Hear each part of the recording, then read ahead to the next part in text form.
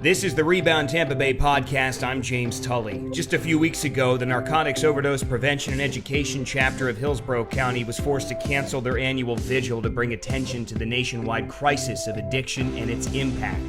This podcast is one of the most serious I've ever recorded. In the time of quarantining and staying at home, the risk of anyone overdosing has risen dramatically. Cathy Valdes, the chapter president, along with someone else who's lost a son to addiction, and one of my best friends about to celebrate 8 years of sobriety, all join me today for a candid conversation about how to get someone help and how we will beat and overcome this. We start with Cathy Valdes. The vigil really does accomplish several things. Foremost, it does honor those that have lost lives to substance abuse, and families can come and feel that connection in that honoring. Also, the education component, as you mentioned, that is so key, that the community can come and really hear about this important issue and this epidemic and what they can do for it. So those are the things. And also it gives exposure to NOPE, because as we continue our mission to educate our students and our parents in the community, it gives us that platform to get our message out there to a larger audience. And then oftentimes we get volunteers from that effort or monetary donations from that effort. So this year we didn't get to have it, but it is so important that the community understand that this epidemic of substance abuse and drug overdose is not going away. And it's more important than ever to be vigilant and to be knowledgeable. And something else is important for the public to understand are the powerful women on the board of directors for NOPE and the passion behind all of your causes to make a real difference and a real change here, not just in the county, but in the state, if not the country. But we are focused on the Bay Area right now. Cathy, this is near and dear to you. Tell me a little bit about how you got involved and why you are involved with NOPE.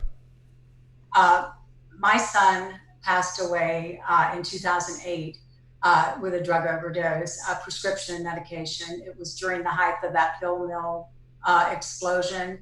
And that was heartbreaking. He was our only child, and that's something that you don't recover from. But wanting to do something to make a difference. So we established the Michael Valdes Foundation and now partnered with NOPE. And I'm now the chapter president of NOPE Hillsborough. But all of the people on our board of directors have an experience such as mine, where they've lost a loved one to a substance abuse, or they have someone in their lives that's struggling with substance abuse. And so it's a mission that is near to all of us and heartfelt. The work that we do, we feel it's such an honor, but we just want to change lives and bring awareness to this important issue. It's a very difficult job that you've undertaken, but you all do it so well. And take it from me personally, because I got a chance to actually sit in with one of your student presentations. If you're listening to this podcast or watching us right now, there's a pretty good chance that your son or daughter has heard a presentation from NOPE at their school. Cathy, talk about what it is exactly that you set out to do when you go to these schools, these middle schools, these high schools, and speak to students. So we do a large assembly type presentation at middle and high schools throughout Hillsborough County. And we go in and there are photo boards on the stage, and it is a very different presentation. And students know that from the moment they walk into the auditorium. And we stress 3 big messages there. We want them to know that one time can kill them, that there is no innocent experimentation. One time can kill. Also, be the hero. If you know somebody, or if you yourself is struggling, tell somebody. Get an adult involved. And we have our counselors, our school counselors, social workers, psychologists, administrators in the auditorium. They make it clear students with no penalty can get help that day. And thirdly, we talk to them about the Good Samaritan 911 law. And that's so important because it's not fully understood. And that is, if they're out partying and somebody's overdosing, they can call 911. They will not get into trouble. They will not get arrested.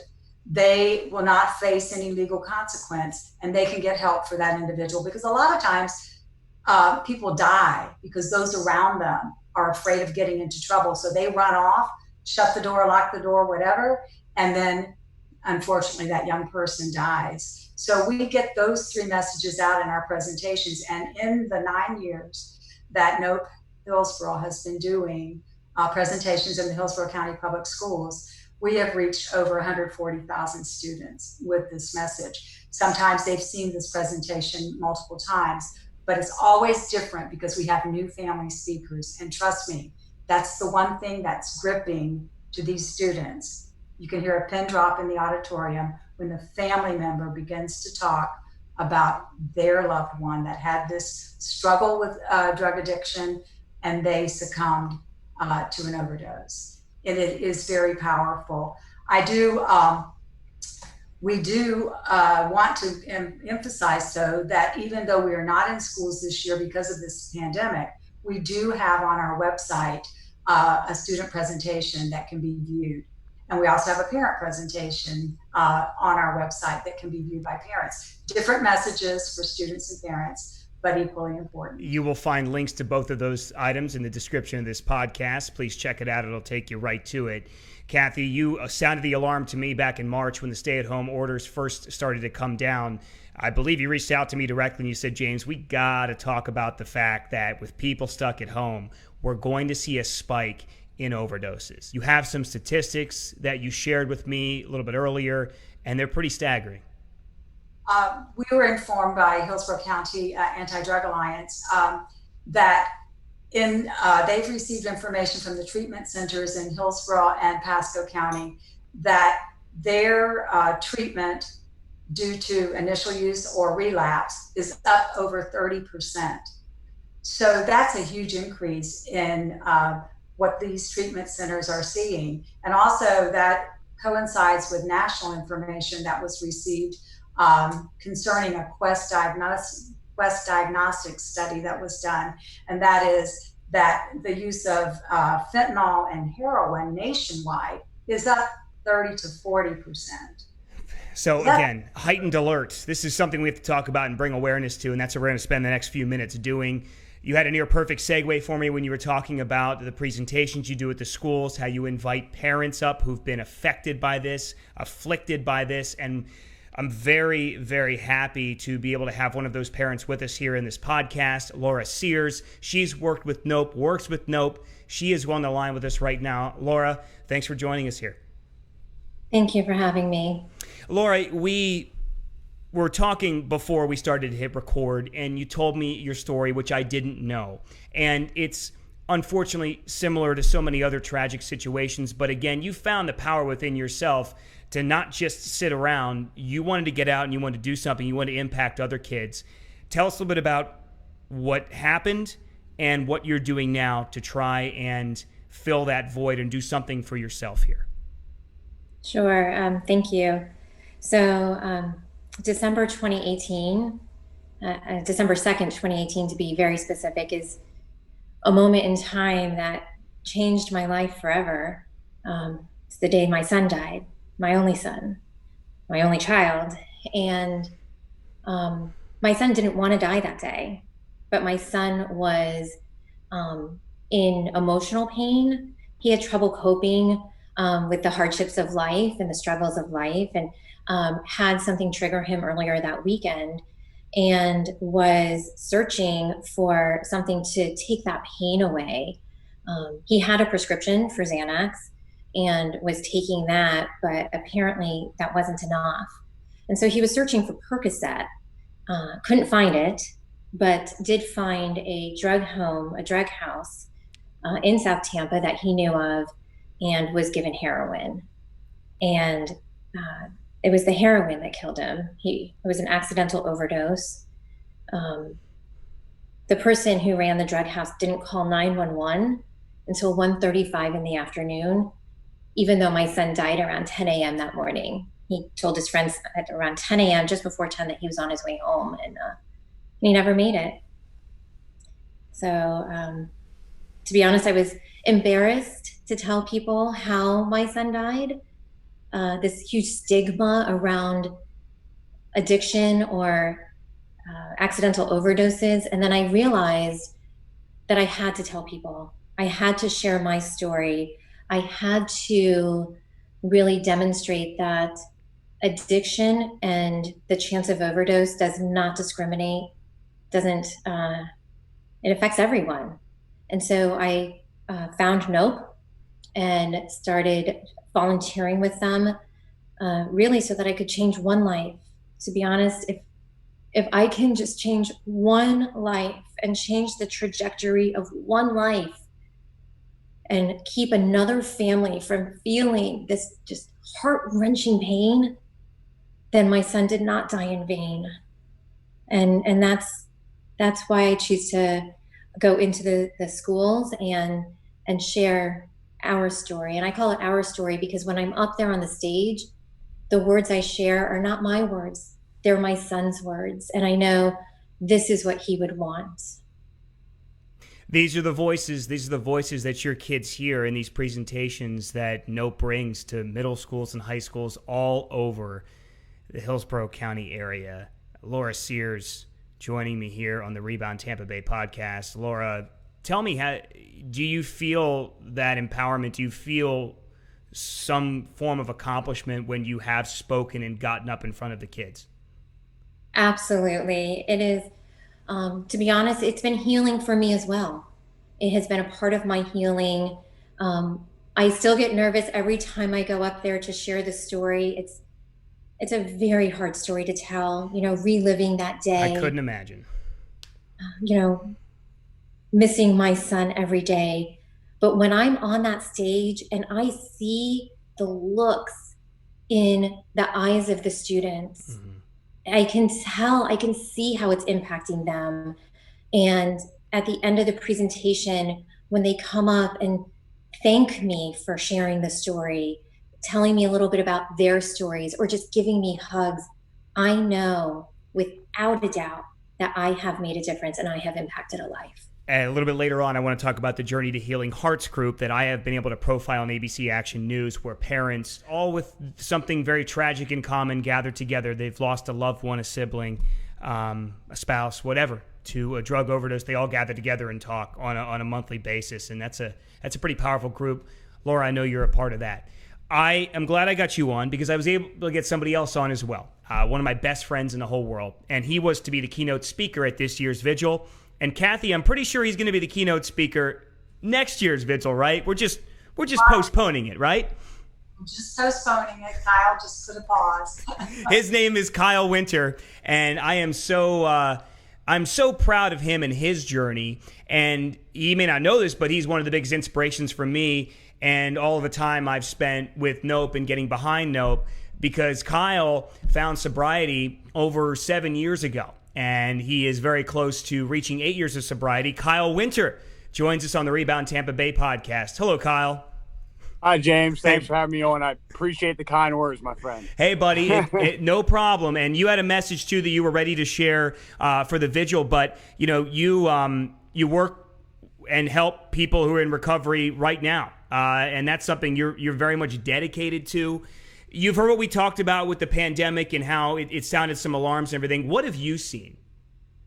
So in treatment and recovery at the beginning, and we still see a lot of repeat people coming back in, like old clients that I've worked with, seen and heard from in recovery, because it kind of is a shock. It was a shock to everyone as far as how their daily routine had changed, where now, the escape to work is now you're at home during the day with the kids for 8 hours a day, trying to manage your workload and also handling the kids. Also the social distancing.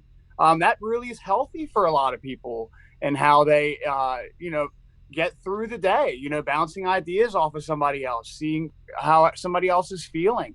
And that's lost when we're quarantined and staying at home.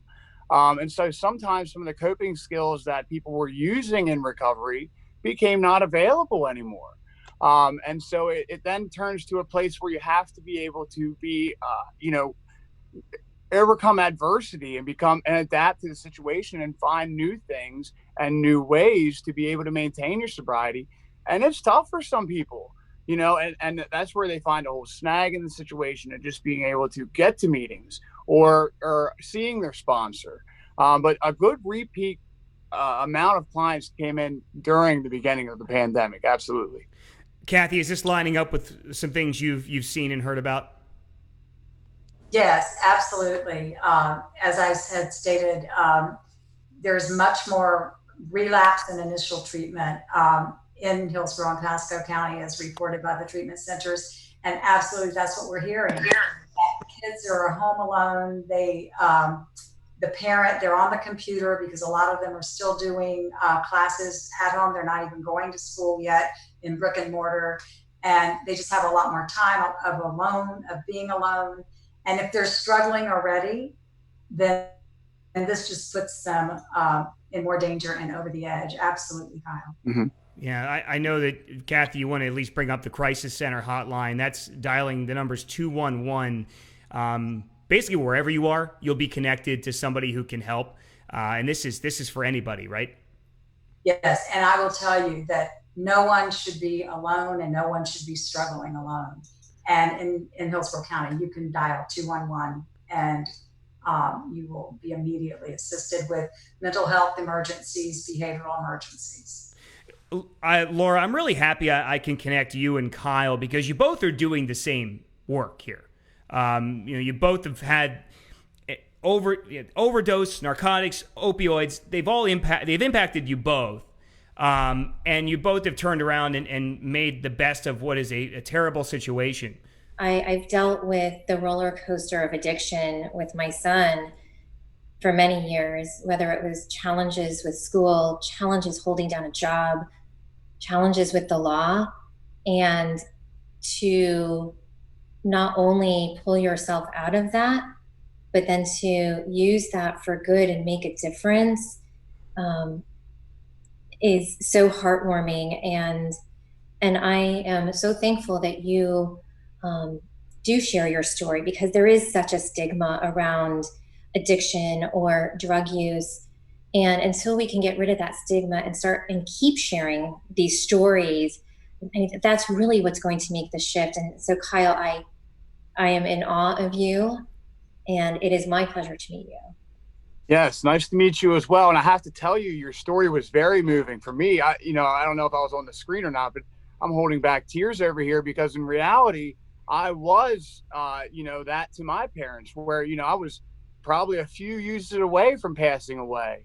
And hearing stories like yours helped me to remain sober and the importance of it, because reality is that I'm just one quick decision away from a relapse.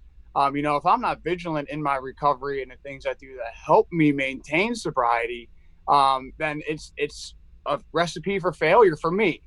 And to just see your strength and be able to speak through where you've come from and the issues that you've had to deal with is amazing as well, because as we learn in recovery, it's a family disease. It affects everyone around us. And I can speak to that firsthand because I created a tornado for everybody in my life when I entered treatment. And so it gave the platform that we have here has given us such an opportunity to reach people, to speak to what Cathy said, where people are not alone, whether it be family members or addicts alike. I know in my journey, one of the biggest things is when I walked into the treatment that I attended, there was 144 people in there. And one of the biggest things that I felt was just I wasn't alone. I did not have to walk this journey alone anymore, that somebody out there understood. And that gave me a good basis to understand what I was going through, why I was going through it, and how to fix it, how to work with it, how to maintain a healthier lifestyle. And it's through stories like yours, through the kids at when you're meeting them at the high school age, it's such a volatile time, and being able to be so open and heartfelt. I really admire that courage. And thank you for using that and your story to, save that one life, because, you probably have. But Kyle, to your story, and the reason we want you at the vigil, your story gives such hope to others that are struggling, because they can see the positive changes that you've made, that it is a daily fight, but that you've made those changes and that you're helping others in addition to that. And that's another part of the vigil. You're seeing the pictures of all those that have passed. Mm-hmm. Someone such as yourself that can give hope to others that are there struggling. So important. So important. Thank you so much. Absolutely. I appreciate that. And one thing that should be known is just the knowledge of it, is that it does take a group of people just it's okay to ask for help. It's one of the things that I know was so tough for me to get past the disappointment of continuing to disappoint my parents. And Kyle, not to interrupt, but Kyle, with you, it was a myriad of things. It wasn't just one particular drug that was causing you issues. Sure. Yeah. So, I mean, I would use whatever was available at the time. I mean, my drug of choice was Oxycontin and fentanyl patches, but that didn't mean that I would go drink myself into a blackout state, or, smoke marijuana until I felt like I had enough, which was way more than anybody else. But I mean, I really would put myself in situations that were unmanageable. And that's what we're taught, is that I would live an unmanageable life for a long time.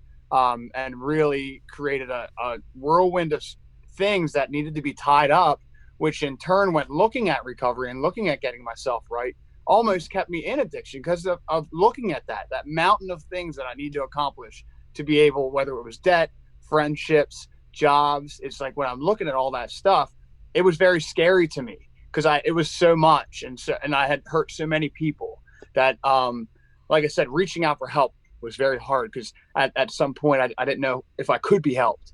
But I'm here to tell you, one thing at a time, patience with yourself and others, it all can come back. Absolutely. And let me ask you this. How many people, when you were going through treatment, were just like Laura, sharing their story and trying to have an impact on you? How many people like her did you come across, and how did it help you? We had weekly meetings of people that would come in, whether it be addicts or family members. Even the treatment center I work at now, there was a mother and a daughter that came in together. The mother was the addict. The daughter was the daughter of her addiction. And that was quite a powerful story. And walking into family members and seeing people that are in treatment and meeting them and seeing them and speaking into their life, you can see the pain that they've been through. And you can see that this isn't the life they envisioned. And you can see them too don't know the answers or struggling to find answers, because this might be the 5th or the 6th or the 7th. And it got through to you. It got through to you. Yes. And it was they hearing that from the other side, like, oh my gosh, like this could really affect a lot more people than just me if something were to happen. Yep. So in some ways, Laura, someone like Kyle very well could be one of the kids you've spoken to at one of the note presentations. And I love Kyle's diligence. Much like Kyle, my son didn't know how to get out of this hole he had gotten himself into. And he did do one treatment center, but one stint in one treatment center isn't this magic bullet or this golden ticket. It does take diligence. And so Kyle, I commend the diligence that you had, to forge ahead. And like I said, kind of really just eating that elephant one bite at a time. Yeah, absolutely. And, the organizations like NOPE and showing up, that's such a good thing to present, is just always showing up. Because, I've had a couple occasions now dealing with the NOPE organization, and I haven't been let down one single bit. And that speaks to Cathy as well, just being available, trying to get the name out there, just information for people that might know someone or be in the situation, whether you're the addict or a loved one of an addict.